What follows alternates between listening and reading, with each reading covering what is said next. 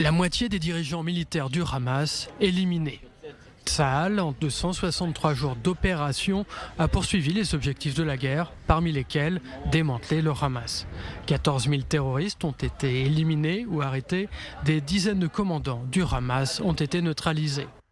En plus de 9 mois, ce sont 37 000 cibles qui ont été détruites depuis les airs dans la bande côtière. Plus de 25 000 infrastructures terroristes et sites de lancement ont été mis hors d'état de nuire. Concernant l'arsenal du Hamas, il était estimé à 15 000 roquettes et missiles avant-guerre. Aujourd'hui, l'organisation terroriste ne disposerait qu'entre 1000 et 1500 roquettes.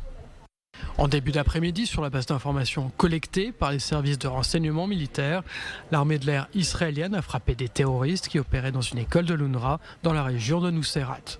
Ils étaient responsables de la planification et de l'exécution d'attaques contre les soldats israéliens dans la bande de Gaza. Afin d'éviter les dommages collatéraux, des vols de reconnaissance ont été effectués et des munitions de précision ont été utilisées. Le Hamas continue d'utiliser les populations civiles comme boucliers humains et les hôpitaux et les écoles comme des cachettes. Les avions de combat de Tsahal ont par ailleurs frappé un commandant du djihad islamique dans l'ouest de Khan Younes. C'est dans cette ville du sud de la bande de Gaza que se cacherait Yahya Sinwar. Le chef de la CIA l'affirme, le boucher de Khan Younes serait dans les tunnels construits sous sa ville natale. Le chef du renseignement extérieur américain estime que les commandants du Hamas font désormais pression sur le chef militaire de l'organisation terroriste afin qu'il accepte un accord de cessez-le-feu.